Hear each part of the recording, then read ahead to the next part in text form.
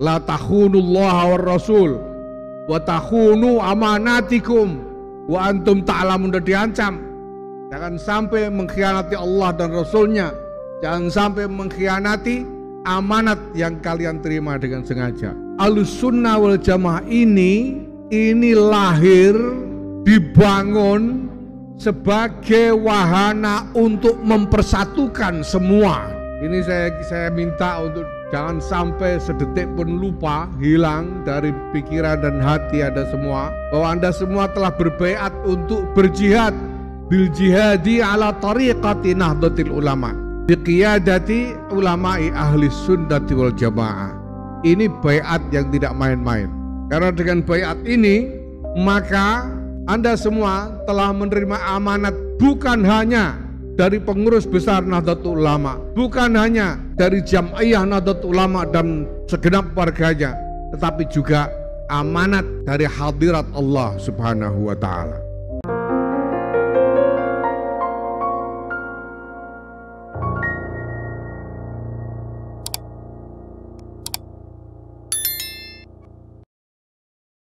Assalamualaikum warahmatullahi wabarakatuh. Alhamdulillah wassalatu wassalamu ala rasulillah la nabiyya ba'dah. Allahumma salli ala sayyidina Muhammad wa ala ali sayyidina Muhammad. Sahabat-sahabat berguru ngaji, selamat datang kembali di channel ini. Dalam sambutannya di acara pelantikan pengurus wilayah Nahdlatul Ulama Sumatera Barat beberapa hari yang lalu, Gus Yahya menyampaikan sambutannya yang luar biasa terkait dengan khidmah dan baiat Nahdlatul Ulama. Beliau menyampaikan ini di tengah suasana Nahdlatul Ulama yang lagi gonjang-ganjing ya, terutama munculnya pembangkangan yang dilakukan oleh salah seorang tokoh dari Pekalongan dengan membuat sebuah organisasi baru bernama Jatma Aswaja. Dan saya kira sambutannya beliau ini ditujukan kepada beliau ya. Nah, coba kita simak bareng-bareng dan nanti kita akan coba bahas ya. Assalamualaikum warahmatullahi wabarakatuh.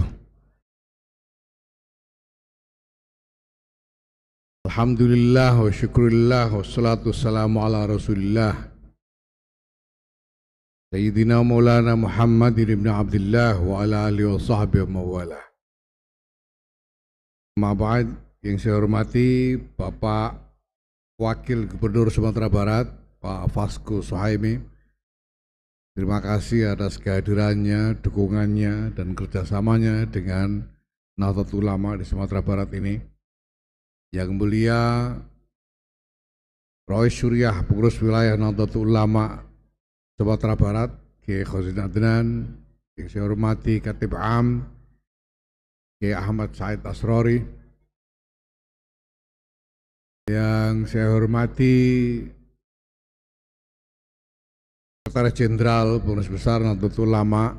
Ini boleh kiai, boleh tidak, terserah dia, Saifullah Yusuf, sekaligus Menteri Sosial, dan jajaran PBNU yang hadir bersama kita hari ini. Ada Wakil Ketua Umum Kiai Amin Said Husni, ada Wakil Sekjen, ini jelas bukan Kiai, Sulaiman Tanjung,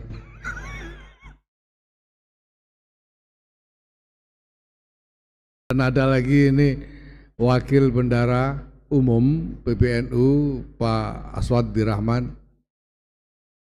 Yang saya hormati Pak Kapolda. Saya agak tergoda untuk menyebut kiai ini karena tadi sudah mendalil dengan fasih, membacakan ayat Quran dengan fasih ini Pak Gatot. Dan saya nggak heran karena tadi saya sudah tanya, ternyata beliau ini dulu asalnya itu bertetangga dengan Pondok Pesantren Al Munawir Yogyakarta gitu. Jadi kami pernah bertetangga lama tuh, dekat sekali dengan pesantren. Yang saya hormati para pejabat Forkompinda dan jajaran pejabat lain di Sumatera Barat ini, ada Pak Kabinda, ada perwakilan dari TNI Angkatan Laut dan Angkatan Darat, ada juga tamu-tamu dari ormas-ormas Islam yang lain, ada pimpinan DPR, ada bupati-bupati yang NU, Masya Allah. Yang saya hormati dan saya cintai jajaran pengurus cabang Nahdlatul Ulama se-Sumatera Barat yang telah hadir bersama kita semuanya dari 19 pengurus cabang Nahdlatul Ulama se-Sumatera Barat. Yang saya cintai para perwakilan dari badan-badan otonom Nahdlatul Ulama di Sumatera Barat. Alhamdulillah, saya sebetulnya mengikuti dengan cukup dekat perkembangan Nahdlatul Ulama di Sumatera Barat ini. Jauh sebelum muktamar di Lampung, saya sudah datang ke sini atas fasilitas dari Kiai Khazin Adnan di pesantren beliau di Dharmasraya sana. Dan saya juga sudah bertemu dengan cabang-cabang sejak itu berapa kali. Saya melihat bagaimana perkembangannya dan alhamdulillah apa yang dikatakan oleh Pak Ganefri tentang perkembangan Sumatera Barat ini saya kira sesuai dengan kenyataan bahwa Nahdlatul Ulama di Sumatera Barat ini berkembang dengan sangat baik, sangat pesat. Ini kebahagiaan tersendiri bagi saya. Karena apa yang sekarang kita lihat dari hasil agenda konsolidasi Nahdlatul Ulama ini, sebelumnya semula pada saat menjelang muktamar itu saya perkirakan akan butuh waktu 5-7 tahun untuk mencapainya. Dan secara sangat mengagumkan ternyata semua itu bisa kita capai hanya dalam waktu 3 tahun ini saja. Dan insyaallah alhamdulillah ke depan, apalagi tadi ada Pak Kapolda yang sudah siap dengan semangat untuk konsolidasi kerjasama bersama NU. Pak Wakil Gubernur juga telah menyatakan kesediaannya untuk bekerja bersama dengan NU di Sumatera Barat. Ini Masya Allah, saya yakin ke depan hasil-hasil dari akselerasi konsolidasi kita ini akan lebih nyata kita rasakan, terutama menyangkut khidmah-khidmah yang kita sediakan untuk warga. Saya senang di sini pada pelantikan kali ini dibuat tagline khidmah memperkokoh Ahlus Sunnah wal Jamaah. Ini Bapak Ibu sekalian, saya tidak tahu apakah Profesor Ganefri ini juga telah membangun pemikiran filosofis tentang tagline ini. Tapi saya kira ini perlu dijelaskan. Pertama, apa itu sebetulnya khidmah? Khidmah itu adalah jasa yang diberikan tanpa mengharapkan imbal balik, itu khidmah. Jadi apapun yang kita lakukan, jasa yang kita berikan kepada sesama tanpa meminta, apalagi meminta, mengharapkan imbal balik, itulah khidmah. Nah, mengenai Ahlus Sunnah wal Jamaah ini, Bapak Ibu sekalian yang saya hormati, ini saya kira kita memerlukan penjelasan yang lebih dalam. Selama ini Ahlus Sunnah wal Jamaah itu lebih banyak dipahami sebagai formula-formula ilmu kalam tentang argumentasi-argumentasi akidah dan sebagainya. Tapi ada sisi yang sangat penting juga dari Ahlus Sunnah wal Jamaah ini yang perlu kita pahami, yaitu bahwa Ahlus Sunnah wal Jamaah ini lahir, dibangun sebagai wahana untuk mempersatukan semua di lingkungan umat Islam ini. Kita tahu bahwa dulu ada Jabariyah, Qadariyah, ada Mujassimah, ada Karomiyah, ada begitu banyak kelompok-kelompok di lingkungan umat Islam. Dan kemudian imam kita, Imam Abdul Hasan Al-Asy'ari membangun wawasan Ahlus Sunnah wal Jamaah ini untuk mempersatukan semuanya. Dan memang itulah yang terjadi. Sehingga lahir peradaban-peradaban besar, di atas pondasi Ahlus Sunnah wal Jamaah ini. Maka Bapak Ibu sekalian yang saya hormati, tidak hanya terkait dengan wawasan tentang kalam, tentang argumentasi akidah, tidak hanya terkait dengan madhab fikih, kita perlu memahami Ahlus Sunnah wal Jamaah ini sebagai semangat bersatu bersama dengan semua kelompok masyarakat yang ada. Relevan dengan ini, saya ingin sampaikan di sini satu ajaran yang saya terima dari guru saya, Allahyarham Kiai Maimun Zubair. Beliau menekankan dan menyerukan agar Nahdlatul Ulama ini bekerja sekuat-kuatnya untuk ikut membangun kemakmuran, kemaslahatan, kesejahteraan Indonesia dengan cara menyediakan dirinya untuk khidmah pada semua tanpa kecuali. Dalam bahasa beliau, Indonesia ini bisa makmur segera apabila Nahdlatul Ulama ini sungguh-sungguh menjadi nasional. Artinya Nahdlatul Ulama menyediakan khidmahnya untuk seluruh segenap warga bangsa ini tanpa kecuali, tanpa membeda-bedakan latar belakang apapun.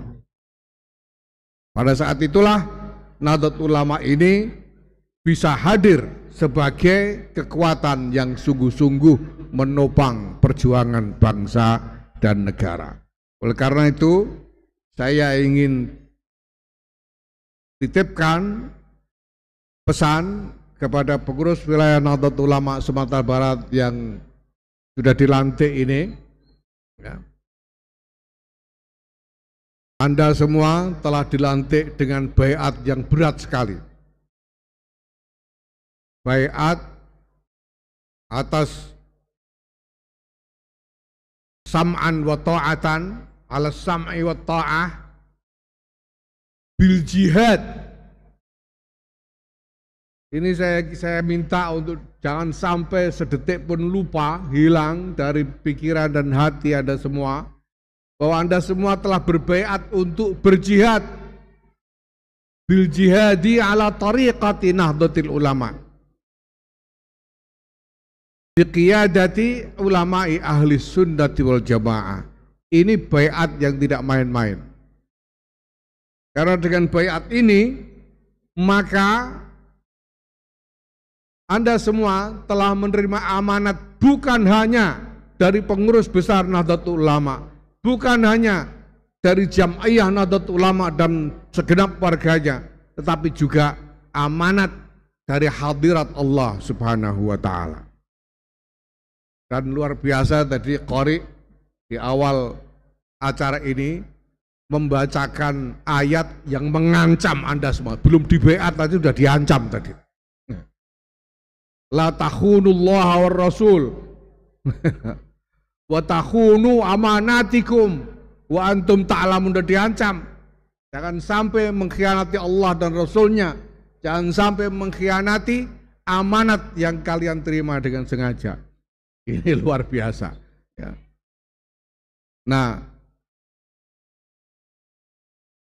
karena itu saya minta kepada jajaran pengurus wilayah Nahdlatul Ulama Sumatera Barat dan tentu saja beserta jajaran pengurus cabang seluruh Sumatera Barat ini untuk sungguh-sungguh memegang teguh baiat khidmahnya, dan khidmah itu kita sediakan, kita persembahkan untuk segenap warga bangsa, untuk segenap warga Sumatera Barat ini tanpa kecuali. Dan mari kita jadikan khidmah ini sebagai poros utama keberadaan Nahdlatul Ulama. Mari kita jadikan fokus dari semua yang kita kerjakan ini adalah khidmah. Yang berarti sekali lagi jasa yang kita berikan tanpa mengharap apalagi meminta imbal balik. Itulah khidmah. Yang lain-lain tambahan saja. Kalau ada yang mau bikin rumah sakit misalnya, tambahan saja. Kenapa? Karena rumah sakit itu kan harus bayar. Jadi rumah sakit itu bukan khidmah, bisnis itu. Karena yang datang harus bayar. Pendidikan perguruan tinggi mungkin juga sebetulnya ya hanya setengah khidmah lah. Gitu.